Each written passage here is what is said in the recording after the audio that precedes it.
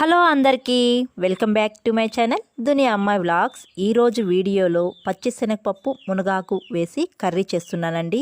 ఈ కర్రీ ఒక్కసారి తిన్నారంటే చికెన్ మటన్ కూడా పక్కన పెట్టి ఈ కర్రీ మళ్ళీ తింటారు, అంత బాగుంటుంది కర్రీ. రాగి సంగట్లేకైతే సూపర్ కాంబినేషన్ అండి. వేడి వేడి రాగి సంగట్లేకైతే తినడానికి చాలా బాగుంటుంది. ముందుగా ఈ కర్రీకి పచ్చిశనగపప్పు తీసుకొని బాగా వాష్ చేసుకొని కుక్కర్లో వేసుకొని కొద్దిగా వాటర్ వేసి స్టవ్ పైన పెట్టుకోవాలి. మూత పెట్టి విజిల్స్ పెట్టుకోవాలి. 4 విజిల్స్ పెట్టుకుంటే పప్పు ఉడికిపోతుందండి. తర్వాత మునగాకును బాగా వాష్ చేసి ఉడికించి పక్కన పెట్టుకోవాలి. ఈ మునగాకు బాగా చల్లారనివ్వాలండి. ఇది చల్లారిన తర్వాత లైట్గా మునగాకులోని వాటర్ని పిండి పక్కన పెట్టుకోవాలి. ఇలా పిండుకుంటే మునగాకు చేదు లేకుండా ఉంటుందండి మనం కర్రీ చేసుకున్నప్పుడు. తర్వాత పచ్చిశనగపప్పు కూడా ఉడికిపోయింది. ఇది కూడా పూర్తిగా చల్లారనివ్వాలి. ఈ రెండు చల్లారేలోపు ఒక స్టవ్ పైన బాండి పెట్టుకొని ఆయిల్ వేసుకోవాలి. ఆయిల్ హీట్ అయిన తర్వాత సన్నగా కట్ చేసిన 2 ఆనియన్స్, 4 పచ్చిమిర్చీలు కట్ చేసుకొని వేసుకోవాలి. ఆనియన్స్ గోల్డెన్ కలర్ వచ్చే వరకు వేయించుకోవాలి. ఇలా వేయించుకున్న తర్వాత కొద్దిగా అల్లం వెల్లుల్లి పేస్ట్ వేసి పచ్చివాసన పోయేదాకా వేయించుకోవాలి. తర్వాత 4 టమాటాలను సన్నగా కట్ చేసి వేసుకోవాలి. తర్వాత కొద్దిగా కొత్తిమీర కూడా సన్నగా కట్ చేసి వేసుకోవాలి.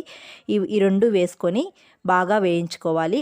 టమాటా అంతా మెత్తగా ఉడికే వరకు వేయించుకోవాలండి. ఇలా మూత పెట్టి మధ్య మధ్యలో కలుపుతూ వేయించుకోవాలి. టమాటా అంతా మెత్తగా ఉడికిన తర్వాత మనం ముందుగానే మునగాకును ఉడికించి పక్కన పెట్టుకున్నాం కదా, ఆ మునగాకును కూడా వేసి 1 మినిట్ వరకు బాగా వేయించుకోవాలి. టమాటా మునగాకు రెండు బాగా కలిసే విధంగా వేయించుకోవాలి. ఇలా వేయించుకున్న తర్వాత కొద్దిగా పసుపు వేసుకోవాలి. తర్వాత రెడ్ చిల్లీ పౌడర్, తర్వాత ధనియాల పౌడర్ వేసుకోవాలి. అంతే. ఈ మసాలా వేసుకుంటేనే అండి కర్రీ చాలా బాగుంటుంది. ఇంకే మసాలాలు వేయకూడదు. తర్వాత మనం ఉడికించి పక్కన పెట్టుకున్నాం కదా పచ్చిశనగపప్పు, అది కూడా వేసి బాగా వేయించుకోవాలి.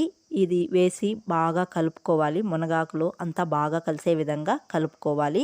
ఇలా కలుపుకున్న తర్వాత కొద్దిగా సాల్ట్ వేసి బాగా కలుపుకొని 1 మినిట్ వరకు వేయించుకుంటూ మధ్య మధ్యలో మూత పెట్టి వేయించుకుంటూ ఉండాలి. ఇలా వేయించుకున్న తర్వాత కొద్దిగా వాటర్ వేసుకోవాలి. మనం కర్రీకి ఎంత కావాలో అంత వేసుకోవాలి.